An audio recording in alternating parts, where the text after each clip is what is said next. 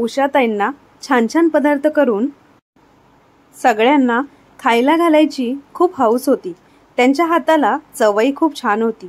त्यांच्या हातचा कोणताही पदार्थ अतिशय चवदार बनायचा।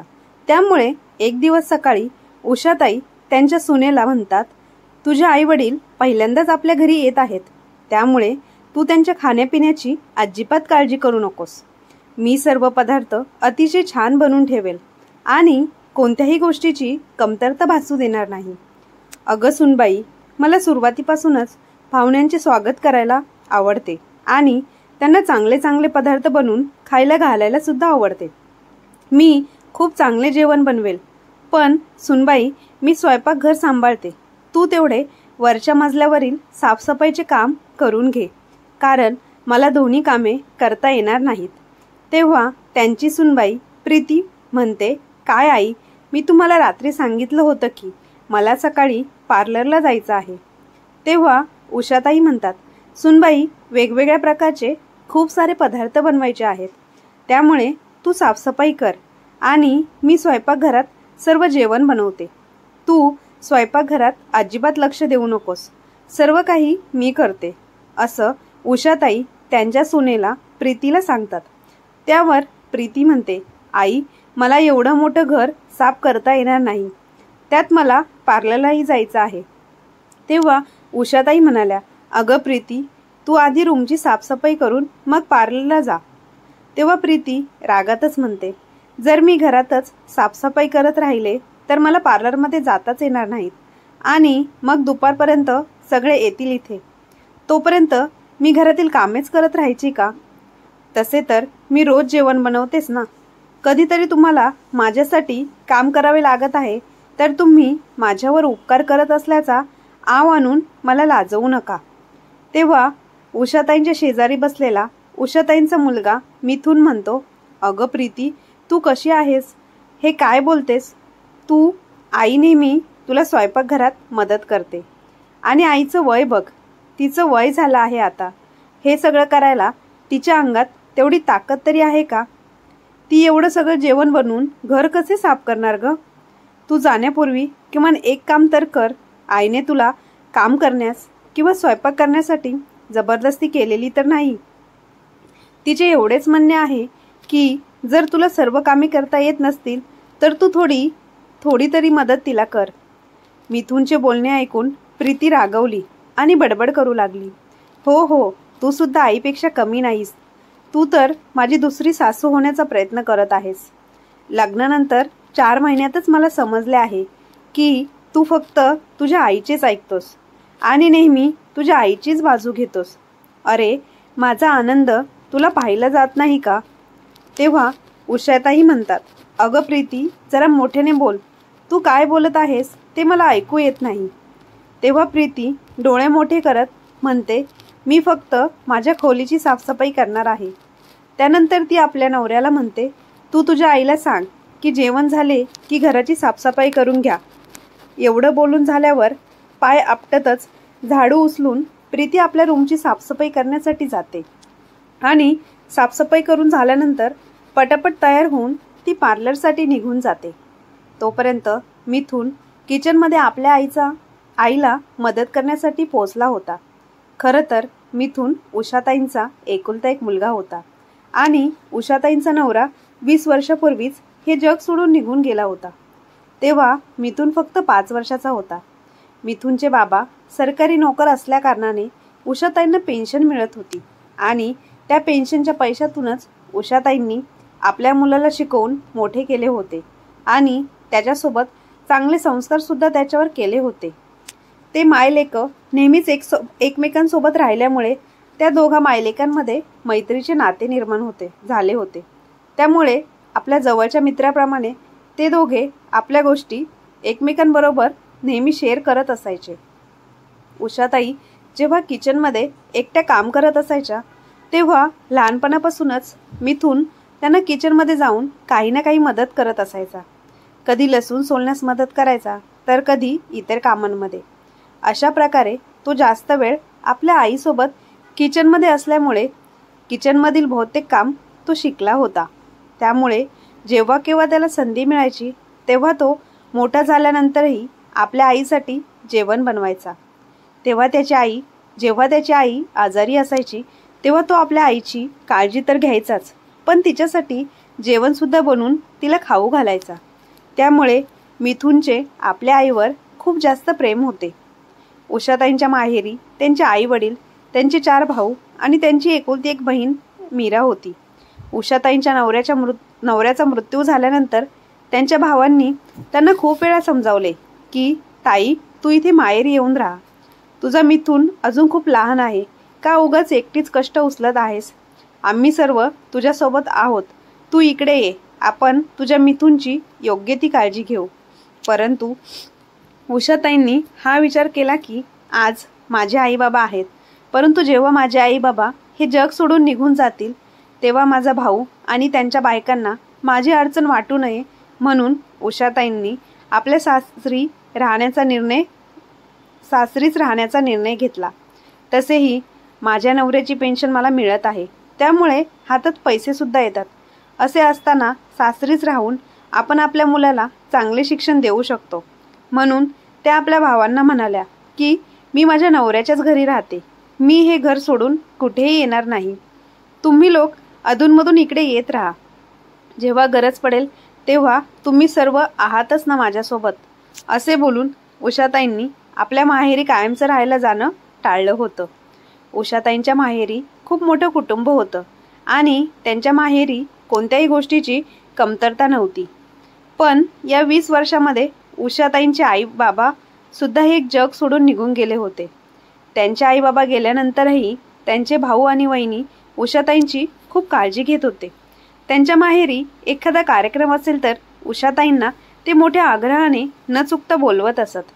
आता मिथून किचनमध्ये गेल्यानंतर म्हणतो, आई मी भाजी कापून देतो, तोपर्यंत तू पुऱ्या बनवण्यासाठी पीठ भिजून घे आणि डाळीलाही तडका मी मारतो.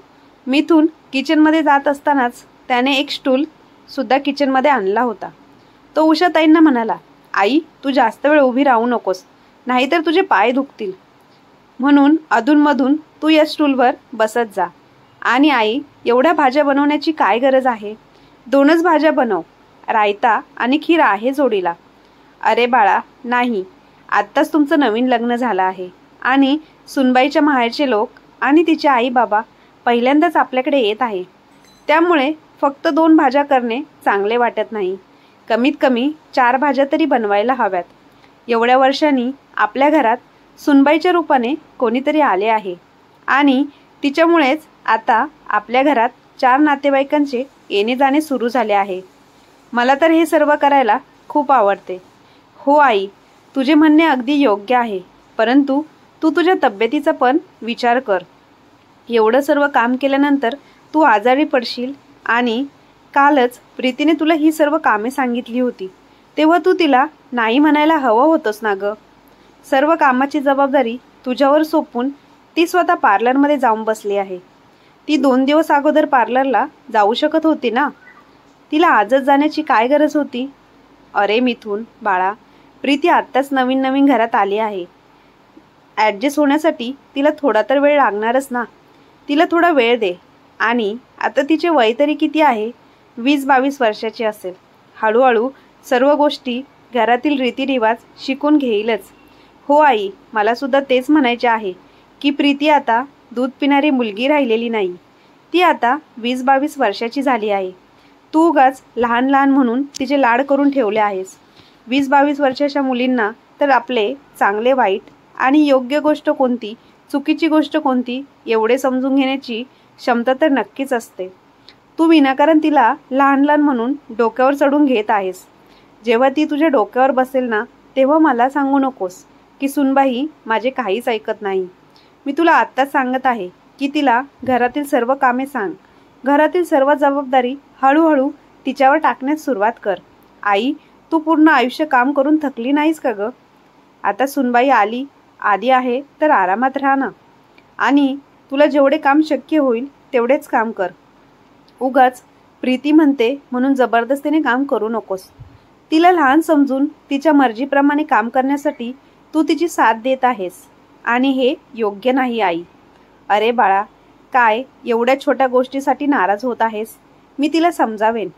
आपल्या मुलाचे म्हणजे मिथुनचे बोलणे पूर्ण करत उषाताई म्हणतात की बघ, बोलता बोलता जेवण कधी तयार झाले काही समजलेच नाही. मग उषाताई मिथुनला म्हणतात, तू हे सर्व जेवण डायनिंग टेबलवर झाकून ठेव. तोपर्यंत मी माझ्या रूमची आणि बाहेरची साफसफाई करून घेते. नाहीतर ते लोक येण्याची वेळ होईल. त्यांच्यासमोर साफसफाई करणे चांगले वाटणार नाही. तेवढ्यात प्रीतीचा फोन येतो. हॅलो मिथुन, आई बाबा आपल्या शहरात पोचले आहेत. 10 मिनिटातच ते आपल्या घरी पोचतील. त्यामुळे तू लगेचच मला पार्लरमधून नेण्यासाठी ये, कारण ऑटो रिक्षाने आली तर मला खूप वेळ लागेल. ठीक आहे प्रीती, मी तुला घेण्यासाठी पार्लर बाहेर येतो. तू मला तिथेच भेट. प्रीती घरी येताच तिच्या माहेरची सर्व लोकही पोचतात. प्रीतीचा भाऊ आणि तिची वहिनी, आई बाबा आणि सोबतच काका काकी सुद्धा आले होते. सर्व लोक मोठ्या प्रेमाने प्रीतीला भेटतात आणि हॉलमध्ये सोफ्यावर बसतात. तेव्हा उषाताईंना समजते की आपल्या सुनेच्या माहेरचे लोक आले आहेत. तेव्हा ते मोठ्या आनंदाने त्यांना भेटण्यासाठी हॉलमध्ये येतात. उषाताई जेव्हा येऊन सोफ्यावर बसतात तेव्हा लगेचच प्रीती म्हणते, आई सर्वांसाठी पाणी घेऊन या. सर्व लोक एवढ्या दुरून आले आहे, त्यामुळे ते अगोदर चहा पितील, मग थोड्या वेळाने जेवण करतील. ठीक आहे सुनबाई, मी सर्वांसाठी पाणी घेऊन येते आणि चहाही ठेवते. एवढे बोलून उषाताई किचनमध्ये गेल्या. त्यांनी सर्वांसाठी चहा ठेवला आणि मग सर्वांना पाणी देण्यासाठी हॉलमध्ये आल्या. तेव्हा प्रीतीच्या आईवडिलांनी एका प्लेटमध्ये खूप साऱ्या भेटवस्तू ठेवल्या होत्या. त्या वस्तूंची भरलेली प्लेट उषाताईंच्या हातात देत त्या म्हणाल्या, सोयरीनबाई, आमच्या लहान मुलाचे लग्न आहे. तुम्ही सर्वांनी लग्नाला यायला हवे. हो हो, आम्ही सगळे लग्नाला नक्की येऊ. तेव्हा प्रीती म्हणते, आई तुम्हाला माहिती आहे का, माझ्या भावाचे लग्न खूप मोठ्या खानदानातील मुलीबरोबर ठरले आहे. ते लोक खूप पैसेवाले आहेत. 4-4 गाड्या आहेत त्यांच्याकडे. तसे तर माझ्या भावासाठी मोठ्या मोठ्या घरातील मुली सांगून येत होत्या. एक तर आमदाराची मुलगी माझ्या भावासाठी सांगून आली होती. पण काय करणार, ही मुलगी माझ्या भावाला आवडली ना, त्यामुळे या मुलीबरोबर नाते पक्के करण्यात आले. नाहीतर ते आमदार त्यांच्या मुलीचे माझ्या भावाबरोबर लग्न करून देण्यासाठी 50 लाख रुपये देण्यासाठी तयार झाले होते. तेव्हा हसतच उषाताई म्हणाल्या, ही तर खूप चांगली गोष्ट आहे, कारण सुनबाई, मुलगी नेहमी मुलाच्या पसंतीचीच असायला हवी. आता बघ ना, तुला सुद्धा माझ्या मुलानेच पसंत केली होती. माझ्या मुलाची निवड किती चांगली आहे. हो, मी आहेच किती सुंदर. प्रीती अगदी तोऱ्यातच म्हणते, आई आता इथे बसून गप्पाच मारत राहणार आहात की किचनमध्ये जाऊन जेवण वाढायला घेणार आहात? सर्वांच्या जेवणाची वेळ झाली आहे. प्रीती, सर्व जेवण तर डायनिंग टेबलवर ठेवले आहे, फक्त थोडे गरम, असे प्रीतीकडे पाहत मिथुन म्हणतो. तेव्हा प्रीती म्हणते, हो हो मिथुन, मला माहिती आहे, सर्व जेवण डायनिंग टेबलवर ठेवले आहे. तसेही आजचे पूर्ण जेवण मीच तर बनवले आहे, फक्त ते गरम करण्यासाठी आईनं सांगत आहे. आई एवढे सुद्धा करू शकणार नाहीत का? प्रीतीचे असे बोलणे ऐकून उषाताई, मिथुन, त्यांच्यासोबत तिचा दादा आणि वहिनी आश्चर्यचकित होतात. मग तिचा दादा म्हणतो, प्रीती, हे सर्व जेवण तू बनवले, हे कसे शक्य आहे? कारण 4 महिन्यापूर्वी माहेरी असताना ती कधी किचनमध्ये ढुंकून सुद्धा पाहत नव्हती. फक्त स्वतःच्या रूममध्ये बसून ऑर्डर करत असायची. घरातील कोणतेच काम हिला येत नाही. जर एखाद्या वेळी घरात 4 पाहुणे आले तर काही मदतीची गरज लागली तरी सुद्धा प्रीती तिच्या रूममधून बाहेर पडायची नाही. सासरी आल्याबरोबर एकदम ही सर्व काम करायला शिकली, हे कसं शक्य आहे? तेवढ्यातच प्रीतीची वहिनी उठते आणि किचनमध्ये जाऊन उषाताईंची मदत करू लागते. सर्व लोक जेवत असताना प्रीती सर्वांकडे असे पाहत असते की जणू काही सर्व जेवण तिनेच बनवले आहे आणि तिला सर्वांना हे दाखवायचे असते की बघा, मी माझ्या सासरी किती काम करते. पण जेवताना सुद्धा प्रीतीचा दादा प्रीतीला चिडवत असतो की प्रीती, वाटत तर नाही की एवढे स्वादिष्ट जेवण तू तुझ्या हाताने बनवले असशील. जर कधी मी तुला चहा बनवायला सांगितला तर पूर्ण अर्धा तास 1 कप चहा बनवण्यासाठी घालवत असायचीस. मग आता एवढे सर्व पदार्थ तू तुझ्या हाताने बनवलेस. वा वा. एवढे बोलून तिचा दादा हसू लागला. तेव्हा बाजूलाच बसलेला मिथुन म्हणतो, भिवणे साहेब, एवढे स्वादिष्ट जेवण माझी आईच बनवू शकते. फक्त प्रीतीने हे जेवण बनवण्यासाठी तिला मदत केली आहे. पण काही हरकत नाही, प्रीतीने माहेरी कधी काम केले नसेल, जेवण बनवले नसेल, परंतु माझी आई हळूहळू तिला सर्व काम करायला शिकवेल. भले तिने माहेरी काही केले नसेल, परंतु आता ती सासरी आल्यानंतर सर्व काही शिकून घेईल. ही काही खूप मोठी गोष्ट नाही आहे. बरोबर ना प्रीती? मी बरोबर बोलत आहे ना? मिथुनचे हे बोलणे ऐकून प्रीतीचे आईबाबा सुद्धा खुश होतात की चला, आपला जावई किती चांगला आहे. आपल्या मुलीला भलेही काही काम येत नाही, परंतु आपल्या जावयाला आपल्या मुलीवर विश्वास आहे. ती हळूहळू सर्व गोष्टी शिकून घेईल. प्रीतीला या गोष्टीचा खूप राग येतो. ती फुसफुसत मिथुन जवळ जाते आणि म्हणते, तुला काय गरज होती आत्ताच हे सर्व बोलण्याची? थोडा वेळ तू शांत बसू शकत नाहीस का?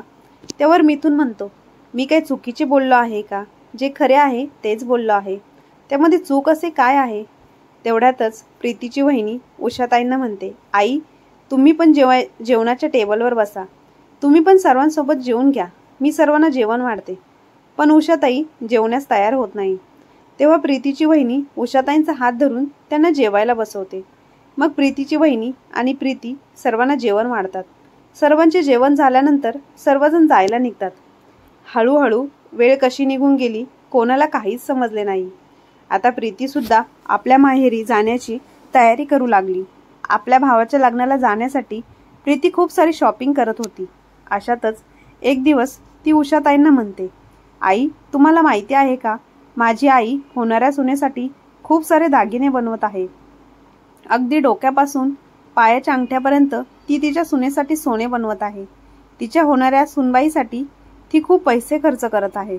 आपली आई तिच्या सुनेसाठी हे शब्द ऐकताच मिथुनला राग येतो आणि तो म्हणतो, मग काय झालं त्यात? सर्वजण आपल्या होणाऱ्या नवीन सुनेसाठी दागिने बनवतच असतात. तुझ्याकडे तरी कोणत्या गोष्टीची कमी आहे म्हणून तू या गोष्टी माझ्या आईला ऐकवत आहेस? तुझ्या लग्नामध्ये सुद्धा आम्ही तुझ्यासाठी सर्व काही बनवले आहे. एवढेच नाही तर सर्व गोष्टी तुझ्या आवडीच्या आणि तुझ्या पसंतीनुसारच खरेदी केल्या होत्या. दागिन्यांपासून कपड्यापर्यंत सर्वच. परंतु आज तू या सर्व गोष्टी का करत आहेस? ह्या गोष्टी करण्यामागे तुझा काय हेतू आहे कोणास ठाऊक. थोडा विचार करून गोष्टी बोलत जा प्रीती. तू तुझ्या माहेरचं नेहमी मोठेपणा सांगत असतेस, पण या घरात जे काही आहे ते सर्व तुझेच आहे ना. एवढे सर्व तुझ्याकडे असून सुद्धा तू तुझ्या भावाच्या लग्नासाठी पुन्हा एकदा एवढी शॉपिंग केली आहेस. तरी सुद्धा मी आणि आई तुला काहीच बोललो नाही. तरी सुद्धा तू माझ्या आईला ऐकवत राहतेस. तुझी ही सवय अजिबात चांगली नाही. लवकरात लवकर तुझी ही सवय बदल प्रीती. मिथुनच्या या बोलण्यावर प्रीतीजवळ कोणतेही उत्तर नव्हते. खरं तर प्रीतीचा चेहरा रागाने लालबुंद झाला होता. पण आईचा फोन आला आहे असा बहाणा करून प्रीती तिथून तिच्या रूममध्ये निघून गेली. आज उषाताई आपल्या मुलाला काहीच बोलल्या नाहीत, कारण त्यांना सुद्धा वाटत होते की आपला मुलगा जे बोलत आहे ते योग्यच बोलत आहे. ठीक आहे, प्रीती आता काही छोटी मुलगी राहिलेली नाही, कारण प्रीती त्यांच्या बोलण्यावर नेहमीच उलट बोलून त्यांचा अपमान करत होती. प्रीतीला फक्त तिच्या आईवडिलांचा मान सन्मान हवा असतो, परंतु ती आपल्या आईचा मान राखत नाही. मिथुनचे हे बोलणे आता उषाताईंना सुद्धा पटू लागले होते, कारण उषाताईंचा मान सन्मान तर दूरच, पण संधी मिळताच प्रीती त्यांचा अपमान करत असायची. मिथुनला नेहमी वाटायचे की माझी आई माझ्या बायकोसाठी कोणत्याच गोष्टीची कमी ठेवत नाही. स्वतः मुलाने आपल्या आईला समजावून सुद्धा तिने कधीच आपल्या मुलाचे ऐकले नाही.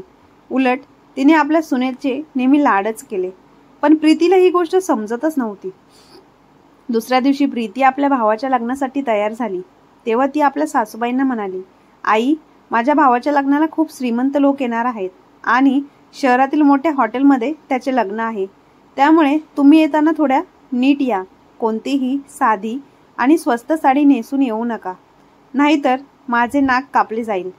एकदा तुम्ही माझ्या माहेरी या, मग तुम्हाला दाखवते की माझ्या माहेरचे लोक किती श्रीमंत आहे, त्यांच्याकडे किती पैसा आहे. आता उषाताई सुद्धा हैराण झाल्या होत्या, कारण त्यांची सून त्यांचा गप्प राहण्याचा फायदाच उचलत होती आणि जेव्हा तिला संधी मिळेल तेव्हा त्यांना कमी लेखण्याचा प्रयत्न करत होती.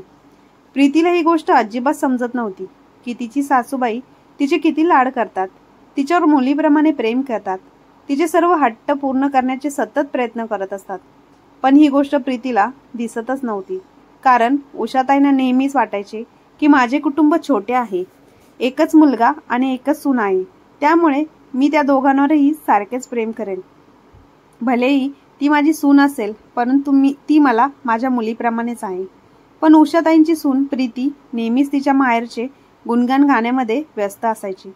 उषाताईंना वाटायचे की आपल्या सुनबाईमध्ये कधी समज येईल आणि तिला या गोष्टी कधी समजतील देव जाणो, आणि कोणास ठाऊक ती कधी माझा मनापासून स्वीकार करेल. आता प्रीती तिच्या माहेरी भावाच्या लग्नाला निघून गेली. त्याच्या दुसऱ्या दिवशी मिथून उषाताईंना म्हणतो, आई, मला प्रीतीचा फोन आला होता. तिकडे तिला माझी गरज आहे, त्यामुळे मी तिकडे जात आहे. परंतु लग्नाच्या दिवशी सकाळी मी तुला घेण्यासाठी येईल. तू तयार राहा. ठीक आहे बाळा, लग्नाच्या घरात खूप सारे काम असतात. तू जाऊन त्यांना थोडीफार मदत कर. तिकडे गेल्यानंतर प्रीती मिथुनला कामामध्ये एवढी व्यस्त करते की मिथुनला लग्नाच्या दिवशी सकाळी आपल्या आईला आणायला जाण्यासाठी वेळच मिळत नाही. दुपारी 12 वाजता सर्व कामातून मोकळा झाल्यानंतर मिथुन प्रीतीला म्हणतो की मी आता आईला आणण्यासाठी जात आहे. तेव्हा प्रीती म्हणते की आईला घेण्यासाठी जाण्याची काय गरज आहे, त्या स्वतः इथपर्यंत येऊ शकत नाही का? तुम्ही माझ्या भावाच्या लग्नात मदत करण्यासाठी आला आहात, त्यामुळे तुम्ही कुठेही न जाता लग्नाच्या तयारीमध्ये लक्ष घाला. आता काय त्या छोट्या आहेत का त्यांना आणायला जात आहात ते? तेव्हा मिथुन म्हणतो, प्रीती, तू हे काय बोलत आहेस? आपल्या घरामध्ये 2-2 कार आहेत आणि माझी आई बसने धक्के खात येईल का? फक्त 1 तासाचा तर रस्ता आहे. मी लगेच जातो आणि आईला घेऊन पटकन येतो. पण तेवढ्यातच प्रीतीची आई घाबरलेल्या स्थितीत त्यांच्या रूममध्ये येते आणि मिथुनला म्हणते, जावई बापू, नवरदेवासाठी आणलेली शेरवानी थोडी मोठी होत आहे, त्यामुळे तुम्ही पटकन जाऊन ती बदलून घेऊन आला तर खूप बरे होईल. आत्ताच प्रीतीचा मोठा भाऊ आणि तिचे बाबा दुसऱ्या कामासाठी घराबाहेर पडले आहे, त्यामुळे हे काम तुम्ही केले तर बरे होईल. आपल्या सासूबाईंची असे बोलणे ऐकल्यानंतर मिथुन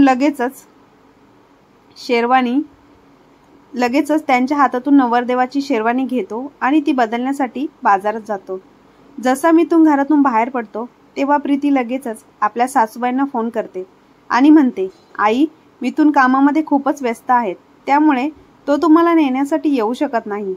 तुम्ही एक काम करा, बसने या. प्रीतीच्या फोन नंतर उषाताई एकदा दोनदा मिथुनला फोन करण्याचा प्रयत्न करतात, पण नेहमी मिथुनचा फोन व्यस्त येत होता. म्हणून उषाताईंनी कोणताही विचार न करता बस पकडून आपल्या सुनेच्या माहेरी पोचतात. तेव्हा पूर्ण घर पाहुण्यांनी भरलेले होते. आपल्या सासूबाईंना पाहून प्रीती सर्वांना म्हणते, या बघा, माझ्या सासूबाई आल्या. बसा सासूबाई, बसा. बसने आल्यामुळे तुम्हाला थकायला झाले असेल, पण मी तर बसमध्ये येण्याचा विचारही करू शकत नाही. मला तर नेहमी कारने येण्या जाण्याची सवय आहे. तुम्ही या आणि बसा. उषाताईंना आपल्या सुनेचे असे बोलणे काही समजतच नव्हते की त्यांची सून त्यांची प्रशंसा करत आहे की आता सुद्धा ती त्यांना कमी लेखत आहे. प्रीतीचे असे बोलणे उषाताईंना आवडले नाही. मिथुन सुद्धा प्रीतीचे हे बोलणे ऐकतो आणि तो आईजवळ जातो आणि त्याच्या आईला म्हणजेच उषाताईंना म्हणतो, आई, तुला बसने येण्याची काय गरज होती? मी तुला घ्यायला येणारच होतो ना. अरे मिथुन, मी तुला 2-3दा फोन करण्याचा प्रयत्न केला, परंतु नेहमीच तुझा फोन व्यस्त येत होता. तेवढ्यातच प्रीती म्हणाली, मीच आईंना फोन करून सांगितले होते की तू कामात व्यस्त आहे, त्यामुळे तुम्ही बसने या. ते तुम्हाला नेण्यासाठी येऊ शकत नाही. जर तुम्हाला जायला वेळच मिळाला नसता तर आई लग्नाला पोहोचू शकल्या नसत्या. प्रीतीचे हे बोलणे ऐकून मिथुन खूप चिडला होता. तेव्हा उषाताई म्हणतात, मी आता पोचले आहे ना, उगाच चर्चा नको. मग उषाताई आपल्या सुनेला प्रीतीला बोलावून दुसऱ्या रूममध्ये नेतात आणि प्रीतीला म्हणतात, बाळा, तू तुझा मोठा हार आणायला विसरली होतीस. हा घे तुझा हार, तुझ्या गळ्यात घाल. तू एवढ्या दागिन्यांमध्ये तू खूपच सुंदर दिसत आहे. हार घातल्यानंतर तुझी सुंदरता अजूनच वाढेल. तेव्हा प्रीती मोठ्याने म्हणते, आई, तुम्ही काय त्या मोठ्या हाराचं कौतुक सांगत आहात? माझ्या होणाऱ्या वहिनीला किती मोठा हार केला आहे हे बघा. असे म्हणत प्रीती आपल्या मोबाईलमधील फोटो त्यांना दाखवते. हा बघा हार, आणि ह्या 4 बांगड्या माझ्या नवीन वहिनीला बनवल्या आहेत. याला म्हणतात खरा हार, समजलं? प्रीतीचे असे बोलणे ऐकून बाकीचे लोक उषाताईंकडे पाहू लागतात. खरं तर उषाताई किती प्रेमाने आपल्या सुनेसाठी हार घेऊन आल्या होत्या, पण त्यांच्या सुनेने तर सर्वांसमोर त्यांना एकदम छोटं बनवलं होतं. त्यामुळे उषाताईंच्या डोळ्यात पाणी आले आपल्या आईचा असा अपमान होताना पाहून मिथुनला सुद्धा आपल्या बायकोचा खूप राग आला, परंतु आपल्या बायकोच्याच माहेरी आपल्या बायकोचा अपमान त्याला करायचा नव्हता, म्हणून मिथुन त्यावेळी शांत राहिला. पण गुपचूप तो आपल्या आईला घेऊन लग्न अर्धवट सोडून घरी निघून आला होता. उषाताईंनी त्याला थांबवण्याचा खूप प्रयत्न केला, परंतु मिथुनने त्यांचे काहीच ऐकले नाही. आई, आता खूप झाले. तू प्रीतीचे सर्व काही सहन केलेस. ती नेहमीच तुला टोमणे मारते, परंतु तू तिला काहीच बोलत नाहीस. एवढ्यात प्रीतीचा मिथुनला फोन येतो आणि ती म्हणते, मिथुन तू कुठे आहेस? प्रीतीचा घाबरलेला आवाज ऐकून मिथुन म्हणतो, काय झालं प्रीती? त्यावर प्रीती म्हणते, खूप मोठी गडबड झाली आहे. जे दागिने माझ्या आईने तिच्या नवीन सुनेसाठी बनवले होते ते दागिने बाबा दुकानातून घेऊन येत होते, पण रस्त्यामध्ये 2 चोर आले आणि त्यांनी बाबांना बंदूक दाखवून बाबांकडून सर्व दागिने हिसकावून घेतले. त्यांनी बाबांना धक्का दिला म्हणून बाबा खाली पडले. त्यांना थोडा मार सुद्धा लागला आहे. आता वरात निघण्याची वेळ झाली आहे. दागिने अजून पोचलेही नाहीत. आता काय करायचे कोणाला काहीच समजत नाही. मला तर खूपच टेन्शन आले आहे. दागिन्यांशिवाय जर वरात निघाली तर माझ्या आईबाबांचे नाक कापले जाईल. मिथुनला प्रीतीचा अगोदरच खूप राग आला होता. आता तर त्याला प्रीतीला धडा शिकवण्यासाठी संधीच मिळाली होती, म्हणून मिथुन रागातच म्हणाला, मग मी काय करू? ते तुझे आई बाबा आहेत. त्यांची इज्जत जात असेल, त्यांचे नाक कापले जात असेल तर मी काय करणार? मी तर माझ्या आईला घेऊन घरी आलो आहे. तेव्हा प्रीती म्हणाली, मिथुन तू हे काय बोलत आहेस? माझे आई बाबा, त्यांची इज्जत, त्याविषयी तुला काहीच वाटत नाही तर तुला त्यांच्या मुलापेक्षा जास्त जीव लावतात. पण तू तर लग्न सुद्धा अर्धवट सोडून निघून गेलास. त्यावर मिथुन म्हणाला, प्रीती तू अगदी बरोबर बोलत आहेस. तुझे आई बाबा जर मला मुलगा समजत असतील, माझ्यावर त्यांच्या मुलापेक्षा जास्त प्रेम करत असतील, तर माझी आई सुद्धा तुला मुलगीच मानते. ती मुलीप्रमाणेच तुझ्यावर प्रेम करते, पण तू तिची मुलगी न बनता सतत तिचा अपमान करत असतेस. आज सुद्धा तू माझ्या आईचा 2 वेळा अपमान केला आहेस.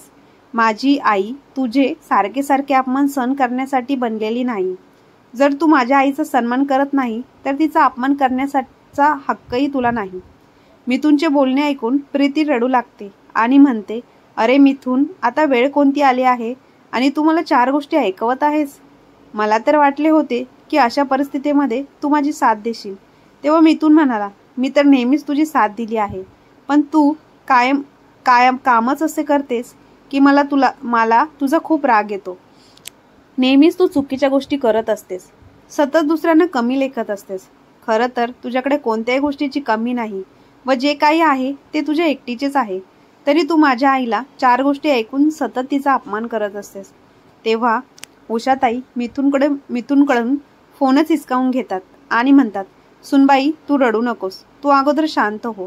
तेव्हा प्रीती आपल्या सासूबाईंना म्हणते, आई, माझ्या आईबाबांकडे आता एवढे पैसे नाहीत की ते लगेच दुसरे दागिने करू शकतील. त्यांच्याकडे जेवढे काही पैसे होते ते सर्व पैसे आता लग्नामध्ये खर्च झाले आहेत. म्हणून मी विचार करते की माझे जे दागिने आहेत ते मी माझ्या भावाच्या बायकोला देऊ का? 4 दिवसानंतर ते दागिने आपल्याला परत मिळतील. कमीत कमी आता माझ्या आईबाबांची इज्जत तर वाचेल. नंतर त्यांच्याकडे पैसे येतील तेव्हा ते आपल्या सुनेला नवीन दागिने बनवून देतील. फोन स्पीकरवर असल्यामुळे मिथुन म्हणाला, प्रीती तुझ्याकडे कोणते दागिने आहेत ग? तू तर नेहमीच म्हणत असायची की माझ्याकडे खूप कमी दागिने आहेत, माझ्याकडे खूप छोटे छोटे दागिने आहेत.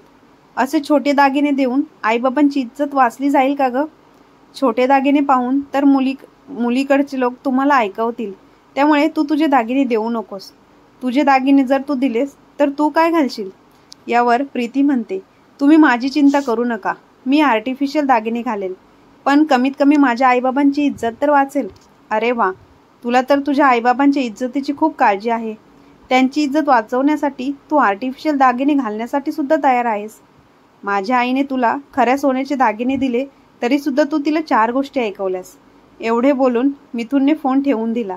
मिथुनचे बोलणे ऐकून आज प्रीतीला जाणीव झाली होती की ती आपल्या सासूबाईंसोबत जे काही वागत होती ते अजिबात चांगले नव्हते.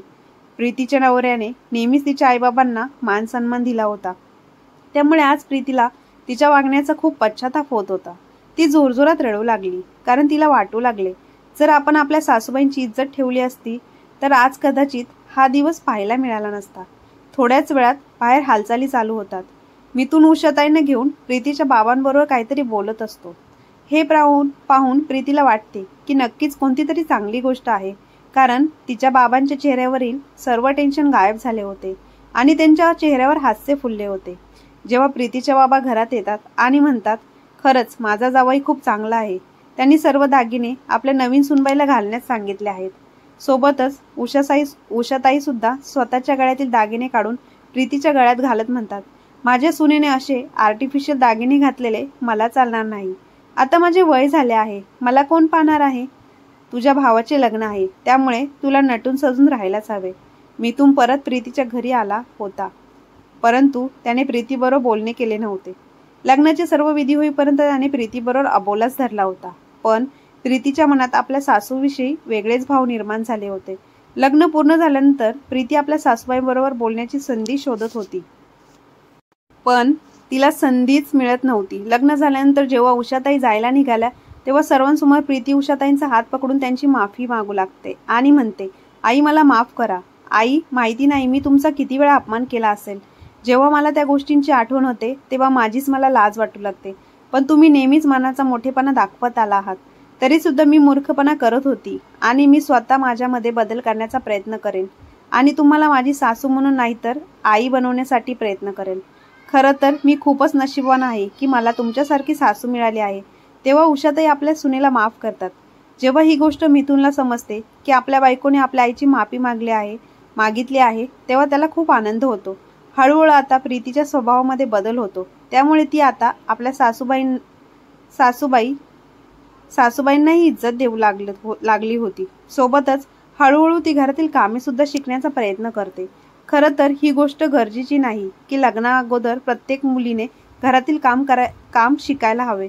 खूप साऱ्या मुली अशा असतात की त्यांना घरातील जबाबदाऱ्यांची जाणीव नसते, परंतु लग्न झाल्यानंतर अशा मुली सासरी गेल्यानंतर आपल्या जबाबदाऱ्या समजून घेतात आणि ती जबाबदारी पार पाडण्याचा प्रयत्न करतात। परंतु ज्या मुली आपल्या जबाबदाऱ्या समजून घेण्याचा प्रयत्न करत नाही त्यांना त्यांच्या संसारामध्ये अडथळा निर्माण होतो। त्यामुळे लग्नानंतर प्रत्येक मुलीने आपले घरातील माणसे सर्वांना समजून घेऊन सर्वांशी प्रेमाने आणि आदराने वागावे। असं जर केलं तर नक्कीच तुमचा संसार सुखाचा होईल, हे नेहमी लक्षात असू द्यावे। तर मित्रांनो, तुम्हाला आजची कथा कशी वाटली कमेंट बॉक्समध्ये नक्की कळवा आणि कथा आवडली असल्यास आपल्या चॅनलला लाईक, शेअर, सबस्क्राईब नक्की करा। धन्यवाद।